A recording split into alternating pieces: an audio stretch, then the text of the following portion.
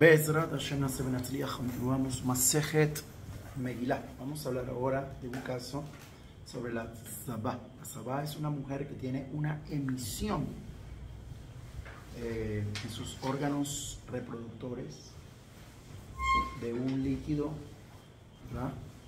Y ella no controla esa emisión. Es decir, lo que llamaríamos hoy en día una persona que tiene una enfermedad benéfica. Ya vimos en el DAF anterior, en el Amut anterior, vimos el caso del Zab, el hombre, ahora la Tzabá, la mujer. Tzabá. Entonces ahí hay una nota larga, como ustedes ven. Vamos primero a leer la nota para contextualizarnos un poco. Después leemos a Rashi y después vamos directamente a la Gemara. ¿Les parece? Entonces, Tzabá, una mujer que sufre expulsiones de sangre del útero dentro de un lapso de 11 días que transcurre entre el final de su último periodo de nidad y el comienzo del siguiente. El ciclo de la mujer consta de dos periodos. El primero empieza con la primera expulsión de sangre del útero, con el que la mujer adquiere la condición de nidad. Es que la nidad, cuando la mujer, nidad es cuando la mujer hay un desprendimiento de su útero, ¿verdad? De un desprendimiento, y entonces ella comienza a sangrar. Eso es lo que se denomina menstruación. Entonces, cuando ella comienza el sangrado, ella está ahora es denominada nidá. ¿Okay? Tiene que alejarse de su esposo. Este periodo dura 7 días. ¿Okay?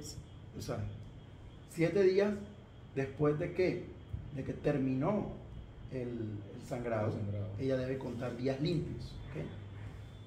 Entonces, esto es irregular en las mujeres. El sangrado es irregular en las mujeres, depende de su ciclo, de su Betset, se llama eso. Pero son 7 días que se para y entonces 7 días de empieza. O sea, cuando termine de sangrar, ella se revisa de que no tiene ningún sangrado, que ya está todo limpio, y ahí empieza a contar. Día 1, día 2, 7 días. 7 días, y entre esos días se va revisando para que no vaya. Y después de 7 días, si está todo bien, va a la mikve. Tras los cuales debe sumergirse en la mikve para purificarse. Una vez terminado ese periodo, empieza el segundo, ¿verdad? Cuya duración es de 11 días, conocido como los 11 días de periodo de nidad y el siguiente periodo de nidad. Es decir, estos días en los que ella está fértil, o sea, ella está limpia y está apta para su esposo y puede tener relaciones con su esposo. Y en estos días las mujeres, sí, en esos días la mujer expulsa sangre, queda sujeta a la ley de Tzabá. ¿Por qué? Porque ella no debería expulsar sangre. ¿Okay? La sangre que está ahí, decimos, no es sangre de nidad, es sangre de una afección que ella tiene, que se subdivide en dos casos. Primero, si expulsa sangre 1 o 2 días seguidos, su impureza es por Tzabá Ketaná y debe observar un día limpio de expulsiones de sangre contado desde el final del día en que dejó de expulsarla y después purificarse sumergiéndose en la mikve. O sea, si es 1 o 2 días que expulsó sangre, entonces nosotros decimos, ¿sabes qué? Cuenta, ya dejaste de expulsar sangre, cuenta un día limpio y después vas a la mikve y ya. Eso se llama Tzabá Ketaná, la pequeña Tzabá. Y Tzabá. Y debe observar y entonces purificar su impureza en una mikve. Si expulsa sangre 3 días seguidos, su impureza es Tzabá Kedolá y debe observar 7 días limpios. O sea, la diferencia es que si son 3 días o más, cuando para tiene que observar 7 días limpios, como si fuera su periodo menstrual. De expulsiones de sangre, contando a partir del inicio del siguiente día, y solo cuando ocurre ese periodo puede purificarse sumergiéndose en la... Esa es la diferencia. ¿Ok? Ya entendimos, ahí hay una diferencia grande.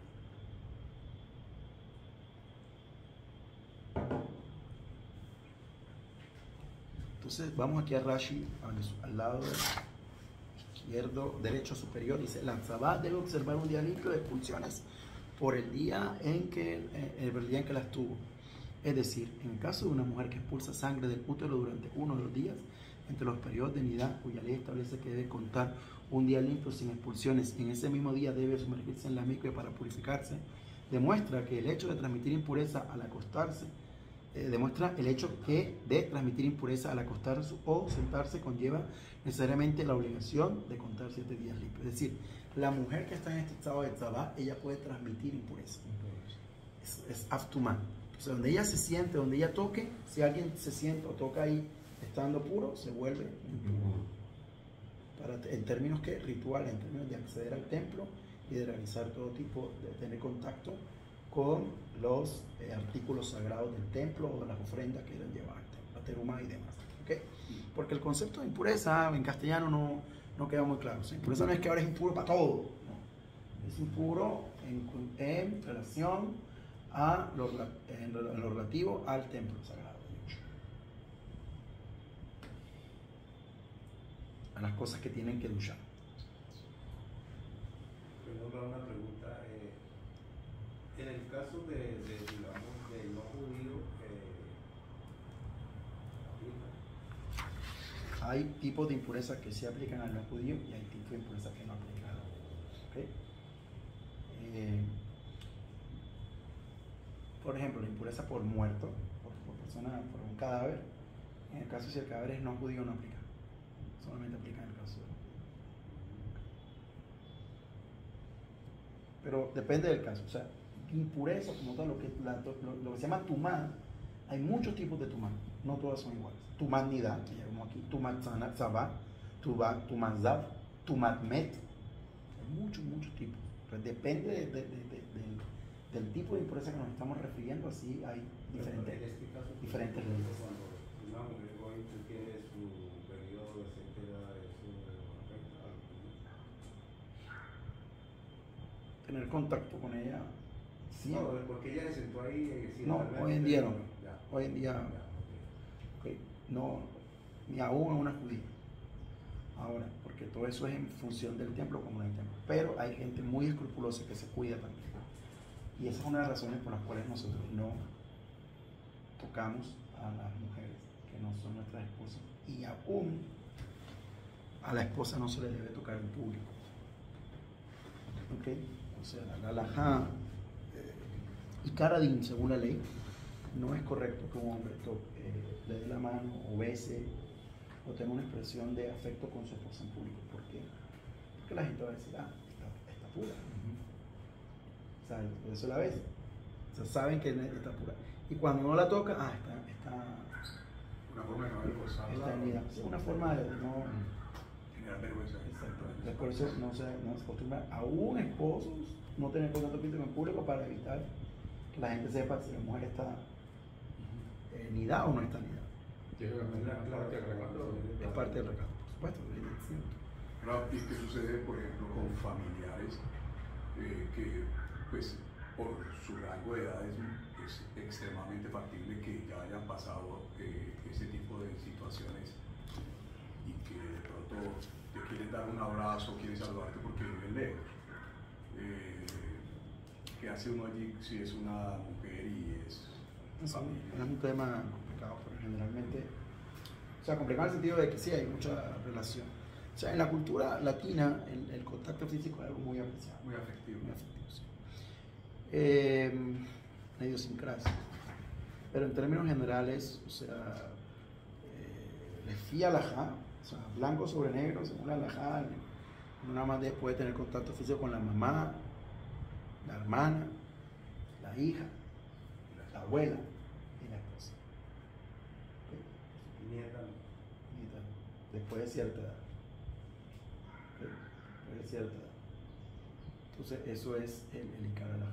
Hay poskim que son más flexibles en el caso, por ejemplo, de las nietas, en el caso, por ejemplo, de familia, o sea, de una relación familiar. Entonces, eso es. Y eso lo entendemos bien en la ley de Yihud, de quedarse a solas con una persona. Por ejemplo, en nuestros días hay mucha gente que, no mucha gente, hay gente que adopta hijos. Niños, niñas y todo lo demás. ¿Son hijos o no son hijos? Para las leyes de Yihud eso es un problema. Grande. Aunque los cría, aunque los ve como y todo lo demás, es un problema en la halajá. Pero esas situaciones hay que hablar con pinzas porque, por ejemplo,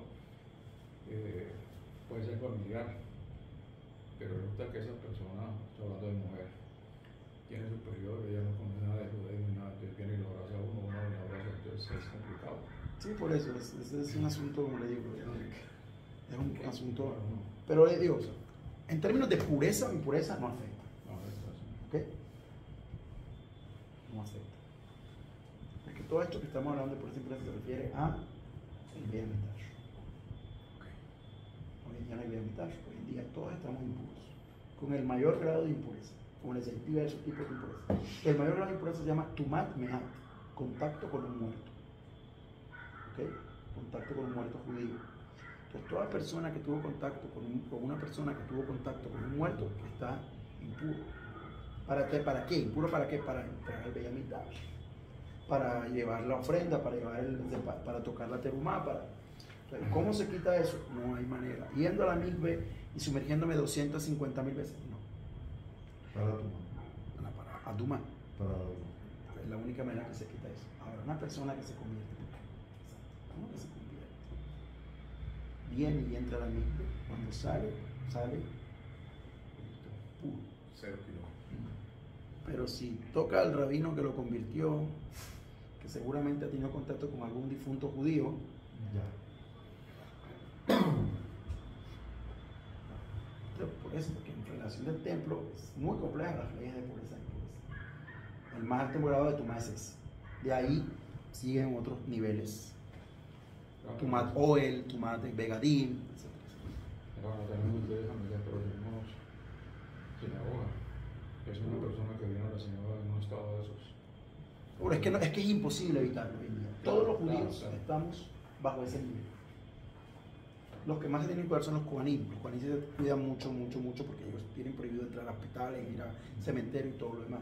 Pero todos los judíos es imposible, porque si ahorita recibió un médico en este mundo, ¿cómo estudió el médico medicina? Entonces, o sea, y la única manera es con la paradumá. No hay paradumá, durante siglos hemos estado en este estado de tumá.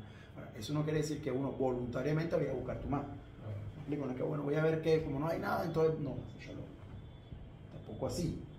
Pero hay que entender que eso es en relación al templo. Entonces, cuando uno escucha, por ejemplo, personas que dicen, no, que hay que purificar, sí, hay que purificar, y todo lo demás, pero ¿qué tipo de purificación? O sea, hay muchos tipos de impureza y muchos tipos de manera de purificarse. ¿Ok? Pero el mayor grado de impureza no hay manera de purificarnos hoy en día, que es Tumat Meat, la impureza por muerte, solamente con la paja Tumá y después sumergirse en un manantial.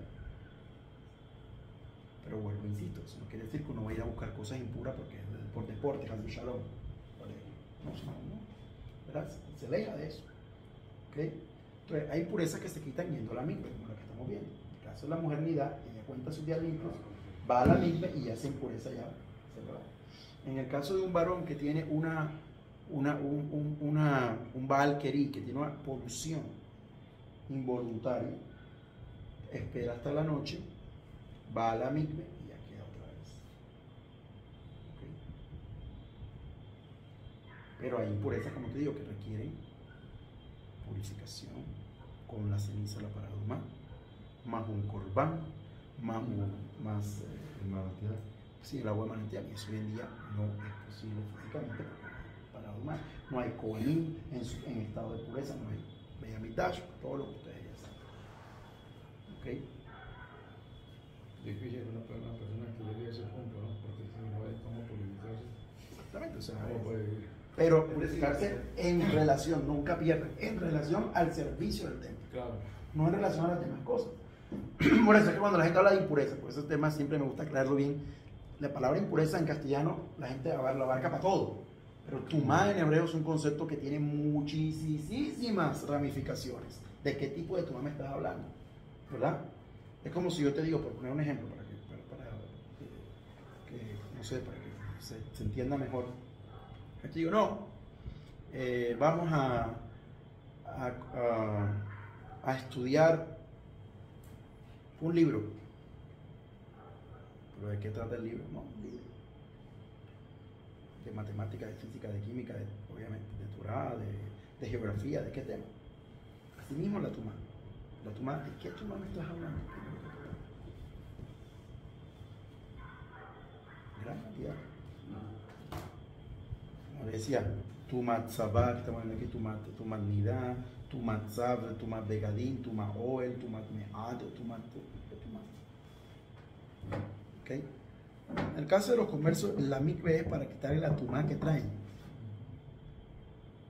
Como en el caso de qué? De Tevilat Kelim, cuando uno compra un objeto de ciertos materiales, como vidrio, como metal, cualquier tipo de metal, tiene que ir y sumergirlo a una mikve, o una fuente de agua, y hacer una verajá, porque eso es de la Torah, eso no es de ningún sabio.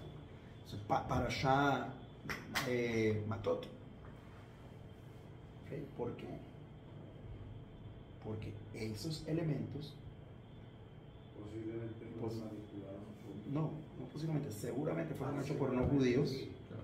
y ellos pueden transmitir su impureza. Que por ahí escuché también que aún la ropa, una ropa nueva, primero hay que mandarla a la lavandería, después colocarla. O sea, lo que No, tenemos colocarla que hacer es directamente. procurar no contaminarnos más de lo que ya venimos contaminando. Exactamente, no estamos per se, pero ¿qué tipo de conducta? Pero vuelvo a decir, todo esto es en función del templo. Nadie puede decir, hoy en día nadie podría entrar al templo. Si el templo estuviera en pie, hipotéticamente, nadie puede entrar al templo. Ningún Cohen puede oficiar. Hasta que no haya ¿qué? Para Dumá. Ahora la pregunta del $1.000.000 es, si el Cohen está impuro, ¿cómo él puede ofrecer la para Dumá si él mismo está impuro? Sí, Marco. Por eso, si hay un Cohen, digamos, si este es el Cohen Gadol, él está impuro, ¿cómo él va a poder purificar? Bueno, la Torah nos dice, el que la ofrece se impurifica, y sobre el que se rocía se purifica. Entonces, esto es un madloquet muy grande. Hoy en día se ha revivido esta discusión por todo el tema del Instituto del Templo en Israel y muchos movimientos que quieren, obviamente, que se restaure el Beit HaMikdash, y que han elaborado, y que inclusive hoy en día hay un instituto de formación de Kohanim en Israel para hacer el servicio del templo, y hacen performance, hacen como, no sé en español, Un simulacro. simulacros y de entrenamiento de cómo, Renders. cómo era el servicio del templo. Sí, o sea, el judaísmo que nosotros vivimos dista mucho de lo que era el judaísmo antes, ¿ok? Todo era a través de sacrificios, ¿ok? Entonces 2000 años después, ¿cómo revivir todo lo que se hacía en el templo? Ahora, todo eso está en el Talmud. Y hay un video donde está mostrando todo lo que ya está visto por el Hashirah, y muestran cómo se hacían cosas por cosas. Exactamente. Uno puede ir a Israel hoy en día. Yo vivía al lado de ese lugar. Yo vivía al lado, puerta con puerta, de un lugar que se llama el Instituto del Templo, en la ciudad de Jerusalén, donde es un museo donde tú entras y están todas las réplicas de los que había en el templo. Los vestimentos del Cohen Gadol, la menorá, réplicas exactas con los mismos materiales. Algunos dicen que en realidad no son réplicas, sino que eso se va a utilizar, o sea, que ya está listo para qué. Pero tú pagas una entrada. Yo nunca entré, porque eso pasa cuando uno vive al lado de las cosas. Yo nunca pagué la entrada. Vale como 100 shekels, 50 shekels, también una platita. Y tú entras y ves todo. Y el rabino que dirige este instituto, que se llama Rabbi Israeli, el apellido es Israeli, ayer Israeli o Israel, él, en Pesach, en Sukkot, organiza simulaciones con Kohanim que están preparando. Hay un instituto que se llama Mishmeret Kohanim que están preparando con todas las vestimentas, cómo se hacían los sacrificios de Pesach, cómo se hacían los sacrificios del Nisuch Hamayim en Sukkot, ¿okay? Cómo era eso en el altar y tal. Y en YouTube están los videos. Yo tuve la oportunidad de estar en dos, uno de Pesach, de cómo se sacrificaba por Juan Pesach, y el otro de Sukkot, cómo era la libación del agua en Sukkot, ¿verdad? Y cómo la gente subía y cantaba Shademai, Colzación, Mahanea, Yeshua, Mai, pedíamos agua y todo, ¿verdad? Es una cosa emocionante, porque el judaísmo contemporáneo, o sea, hace 2000 años dejamos de hacer eso. El judaísmo, y de ahí la gran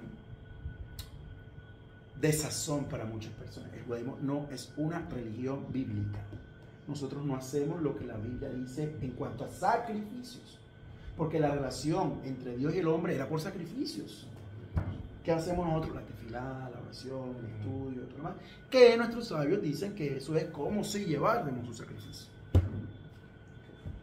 Eso es lo que yo me refería cuando estábamos allá en tu casa, estábamos almorzando.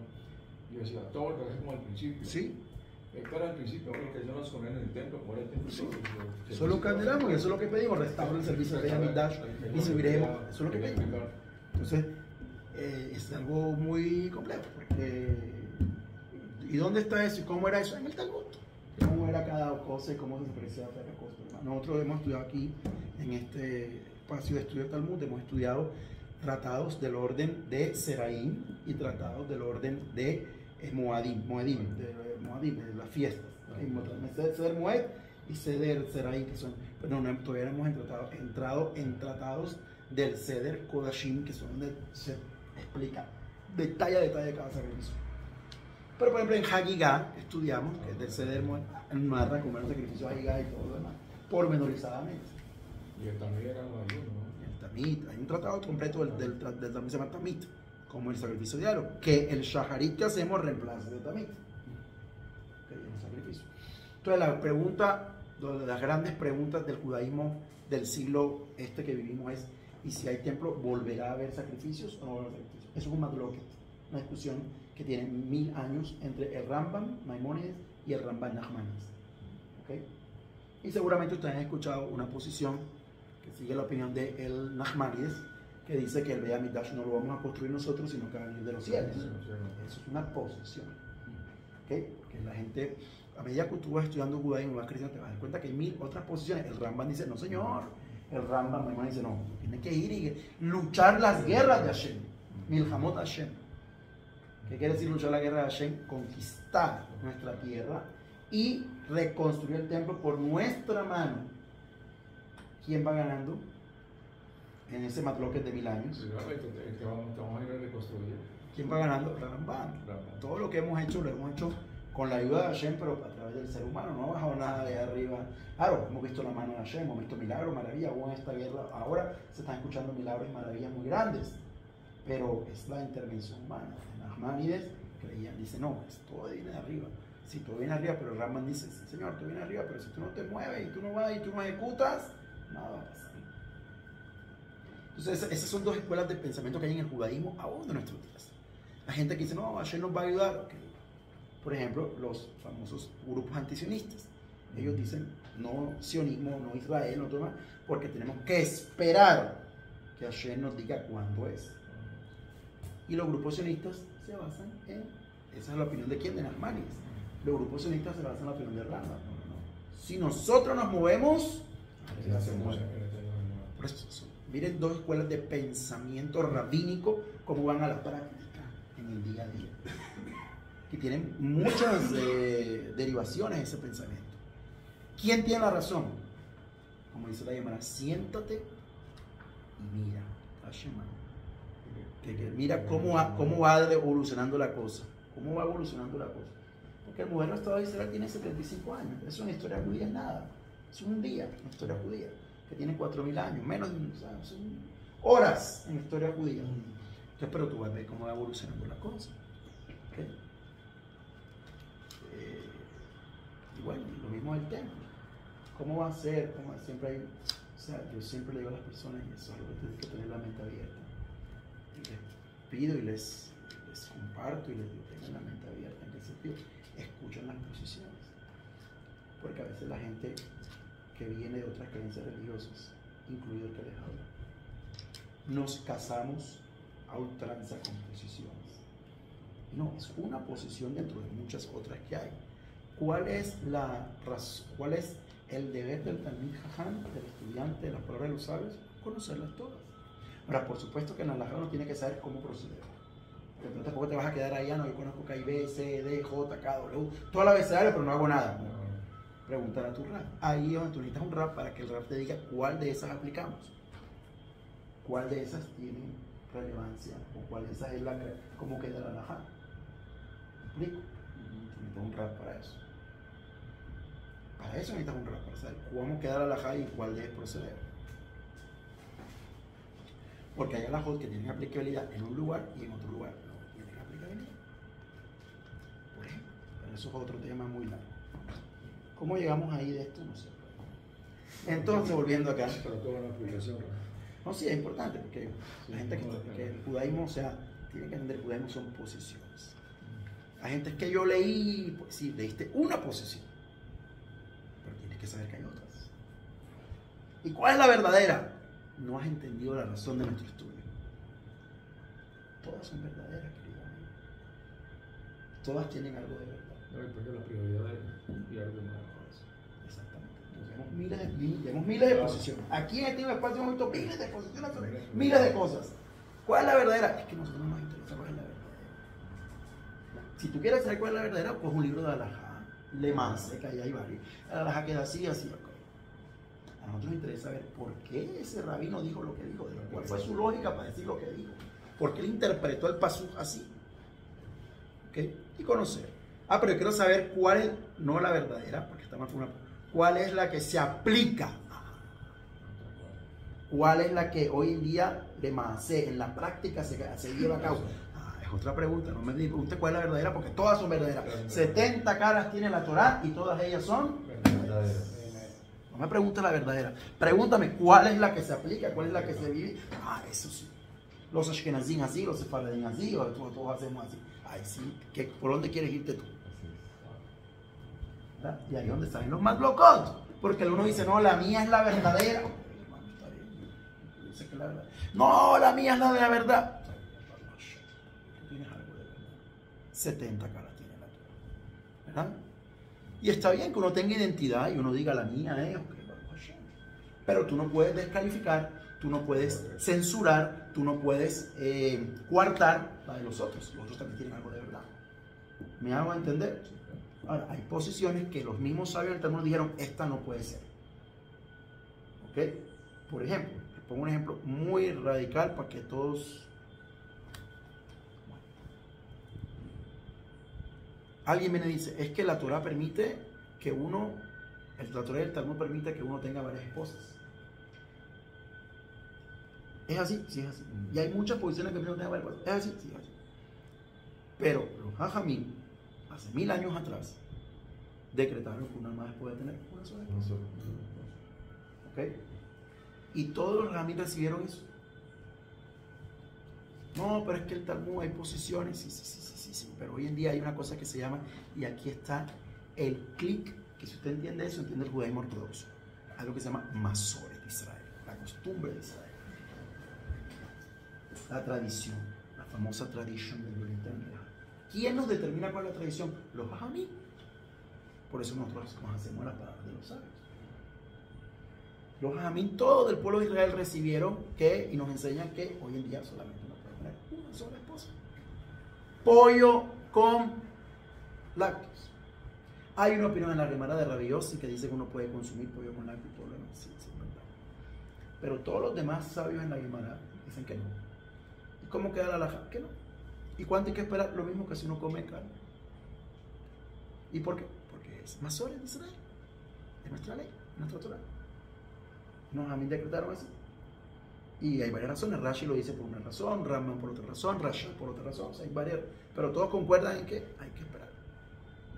No, pero la Torah no dice eso. Que esa es la pelea que hay con la gente que se inicia en el judaísmo, con los pseudo judíos, mesiánicos, cristianos, yo no sé, que ellos, no, que la Torah no dice eso, que no se trata de eso. Hay una cosa que se llama Masoret de Israel. Y el judaísmo ortodoxo, el Masoret de Israel no es algo optativo. No es que si me parece o no me parece. El Masoret de Israel es. Si tú eres un judío ortodoxo, el Masoret de Israel guía tu vida. En otras corrientes del judaísmo, como los conservadores, los reformistas, el Masoret de Israel es, bueno, sí, a veces no. Acá no. Acá la tradición es algo que no se puede cambiar por una razón. Y eso es parte de la esencia del judaísmo ortodoxo. Y lo que tú no llegas a democracia, por ejemplo, cuando son los mismos de la Torah, no hay nada que hacer. Por eso. Pero cuando ya son de Ramadán, entonces ya, pues ya cambia, o de los caminos, ya uno encuentra mucha más salida, porque pues ahí, seguro, de Torah, excelente. ahí sí no hay nada que hacer. Seguro, pero la Torah es que uno pueda tener 2 mujeres de la Torah, 3. Sí, lo que llaman la poligamia. Sí, lo permite la Torah. Entonces, ¿qué vamos a ser más estrictos que la Torah? Porque es que yo siempre me preguntaba eso, ¿verdad? Decía, bueno, pues si la Torah dice lo mismo, ¿por qué a mí viene y lo cambia? Esa pregunta siempre me lo hacía yo. ¿Por qué? Si el mandamiento de la Torah es explícita. Por ejemplo, decimos, la Torah dice, guarda el Shabbat. Un ejemplo, ¿no? Pero viene a mí y dice, no, hay que hacer esto y esto y esto. Entonces, ¿cómo hacemos ahí? ¿Lo creemos en el Jamín o lo creemos en la Torah? Yo decía, bueno, ¿pero por qué? ¿El Jamín tiene fuerza de cambiar el decreto del Eterno? Y yo me preguntaba eso, ¿no? Esa es la gran Yo me debate. preguntaba, me hacía la pregunta cuando yo decía, ¿cómo así? O sea que una persona a mí me va a decir, el Eterno sabe que se equivocó, yo voy a tener por qué va a ser así. ¿Por quién le dio la fuerza? Hashem mismo. Entonces decía, pero En la misma Torah también dice, hará lo que dice. Eso, la derecha no, de- claro, ya cuando uno ya adentro y estudia, pues no entiende. Eso es. Pero esa era la primera pregunta que yo me hice cuando entraba en el Ellos judaísmo. tienen la autonomía de Luego determinar Abraham Miu y Moshe Rabenu no respetuosamente reconvenían, por así decirlo, a Boreolam tratando de pedir que por favor... No, pero el único que plantó cara a cara con el Eterno y le hizo reclamo fue Moshe Rabenu. Porque iba a destruir al pueblo. Fue el único que yo dijo, ¿cómo así? ¿Vas a acabar el pueblo? Sí, sí, sí. O sea, ¿cómo así? Así es. Pero el punto es, muy bueno, extraordinario, el punto aquí, remoto ahí es que eso es parte del estudio en el sentido de cómo es la transmisión de la Torah y cómo se llega. ¿Okay? La Torah se está revelando todos los días. ¿Okay? ¿Por qué digo que la Torah se está revelando todos los días? Porque cada vez que hay avances científicos o situaciones nuevas, tenemos que ver cómo se vive, cómo se aplica eso según la Torah. Por ejemplo, cuando surgió la electricidad. Por ejemplo, ahora con la famosa inteligencia artificial. ¿Okay? Cómo vivir esa vida. Por ejemplo, cuando comenzó el tema de los trasplantes. Cuando comenzó el tema de las donaciones de sangre, donaciones los tipos de sangre. todo eso, cómo vivirlo, ¿okay? Sin perder el legado y sin perder el Mazores de Israel y de nuestros sabios. ¿Y qué caso se parece aquí? O sea, lo que nosotros aprendemos en la Gemara y en el estudio de la Halajá es que las reglas generales para saber este caso se parece a, entonces podemos interpretarlo así, de esta manera. ¿Okay? Eso, por eso una persona que quiere estudiar para rabino o que se entiende Han, debe estudiar muchas horas de Gemara, porque en la Gemara están los casos y después uno va a los poskim, va a los rishonim, uno va asociando los casos y puede llegar a entenderlo mejor. Perdón, a propósito, en estos días estuve leyendo un tipo que está muy interesado sobre ese tema del feminismo y toda la cuestión.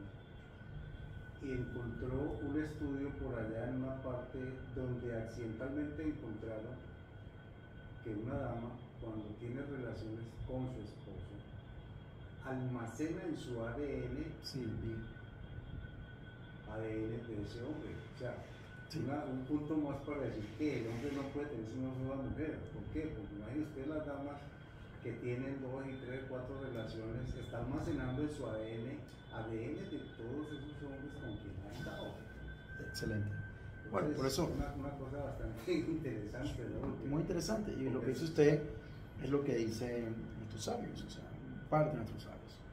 A medida, nosotros no tenemos miedo a la ciencia, a medida que el hombre va creciendo y va conociendo, se va a encontrar con que lo que dice la Torah Va a afirmar lo que siempre dice la Torah. está ahí, siempre ha estado ahí, no va a Lo único que contradecir. hace es afirmar lo que dice El Rab Sadia Gaon en el siglo VIII dijo eso. En medida que nos sumergimos en la ciencia nos vamos a dar cuenta que las palabras de la Torah son verdaderas. No hay una contradicción, no es problemático o conflictivo para nosotros. Bien, continuando acá. Entonces, el caso de la Sabá de observar un día limpio de las expulsiones por el día, vamos a la Gemara, porque tú demuestra que el hecho de transmitir impureza al acostarse o sentarse necesariamente obliga a contar 7 días limpios. Pues ella transmite la impureza a objetos que están debajo de ella, al acostarse o al sentarse encima de ellos, y aún así no está obligada a contar 7 días limpios, sino que puede sumergirse en la mikve el mismo día que cesen sus expulsiones. Por lo que tampoco debería sorprenderte el caso de Tesaf, que aunque transmitiera la impureza al acostarse o al sentarse sobre las varias mantas apiladas, no estaría obligado a contar 7 días limpios. Para que no pensemos así, el versículo sobre el Sab dice: cuando el Sab cese su emisión, Sof deberá contar para sí un periodo de 7 días. La palabra misobó se interpreta como mitzat sobó, parte de la tzivá, y la tzivá es lo que le expulsa. Y con eso el versículo nos indica que cuando un Sab contraiga solo parte de su tzivá, deberá contar 7 días, lo cual nos enseña que un Sab que sufre 2 emisiones también debe contar 7 días limpios para purificarse. Aún con 2 debe contar 7. Le preguntó Rav Papa Abai: Mayushena. ¿Por qué el versículo referente a la impureza del Zav, esta expresión de su emisión, de su Sov, Mizobó, sirve para inferir que de ella, que se incluye a un Zav con 2 emisiones en la obligación de contar 7 días limpios? Umay, y por qué esa misma expresión de su emisión de Sov, que figura en el versículo que trata sobre el Corbán de Zav, sirve para inferir que ella se incluye al Zav se excluye al Zav con 2 emisiones de la obligación de ofrecerlo, o sea, el Corbán. ¿Cómo es posible que la misma expresión sirva para incluir a este Zav en una ley y excluirla de otra? Amarle le responde Vaya. Si se te ocurriera pensar que este versículo se refiere a la impureza de Zav, también sirve para excluir a dicho Zav de la cuenta de los 7 días limpios, entonces el versículo podría haber omitido esa expresión de su emisión Sov y hablar solamente cuando el Zav cese de emitir. ¿Okay? Pero el versículo dice no. Cuando el Zav cese de la emisión de Sov, deberá contar para sí un periodo de 7 días. Y de haber dicho cuando el Zav cese de emitir, y no diría que el versículo se está refiriendo al Zav con 2 emisiones, ya que no existe ninguna fuente de la que se aprenda que está obligado a contar 7 días. Así pues, como el versículo añade la expresión de su emisión Sov, se deduce que dicha expresión es para incluirlo en la obligación de contar 7 días limpios, porque tiene 2. Y si argumentaras que si el versículo hubiera omitido esta expresión, se habría inferido por lógica que este Zav debe contar 7 días, pues como transmite su impureza a objetos sobre los que está sentado o acostado, es lógico que deba contar 7 días limpios, y que el versículo añadió la expresión de su emisión precisamente para excluir a este Zav de dicha obligación y no para incluirlo en ella como yo enseñé. Contra este argumento replicaré que no hubiera sido posible aceptar este argumento, pues el caso de la Sabá, que debe observar un día limpio de expulsiones por el día en que estuvo, demuestra que el hecho de transmitir impureza al acostarse o sentarse necesariamente obliga a contar 7 días limpios, tal como se anteriormente.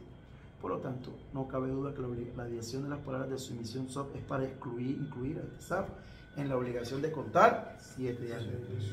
7 días. Y se argumentara que esta expresión de su emisión Sov era para enseñar que el Zav debe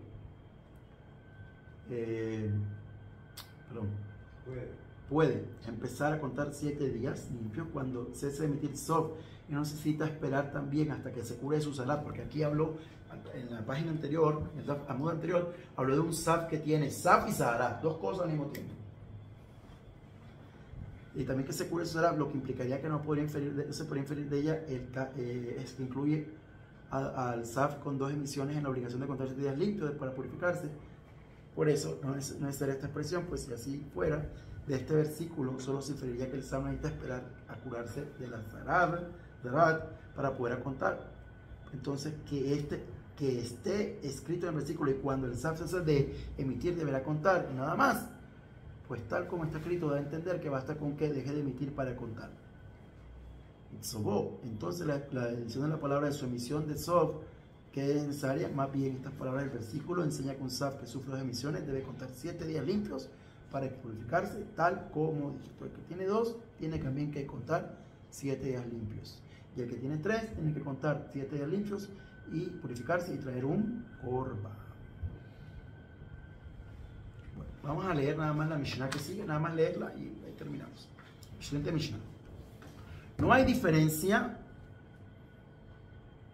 entre las impurezas aplicables a un Mesorá Musgar y un Mesorá Muklaj, salvo el crecimiento del cabello y el rasgado de las vestimentas, que solo el Muklaj debe observar, o el versículo sobre él. La persona afectada contará quien esté la afección tendrá sus vestidos rasgados y no se cortará el cabello. ¿Okay? No hay ninguna diferencia entre el Metzorá que se purifica de un estado de Exger, confinamiento, y el que se purifica de un estado de Hedlek, confirmación, salvo el afectado del pelo, de todo el cuerpo, y la obligación de llevar aves puras al Cohen para purificar que debe cumplir el Muklaj. Mientras que el Musgar se purifica con inmersión en la migbe pasados 7 días, siempre y cuando no aparecieron signos de impureza. Entonces, ¿qué es un Metzorá Musgar y un Metzorá Muklaj? Eso lo vamos a ver en Hashem. lo que es el confinamiento, Esger y la confirmación Hedlet. Todo esto aparece mencionado en el Sefer Beltrán. El tema del Metzorah, que necesariamente es una persona que tiene una afección que erróneamente ha sido identificada o ha sido asociada a la lepra. No tiene nada que ver con la enfermedad causada por el bacilo de Hansen que conocemos hoy en día. Nada que ver. Bacilo de Hansen, coach. Entonces, para que tengamos eso claro, seguimos estudiando. Baruch Adonai Olam. Amén.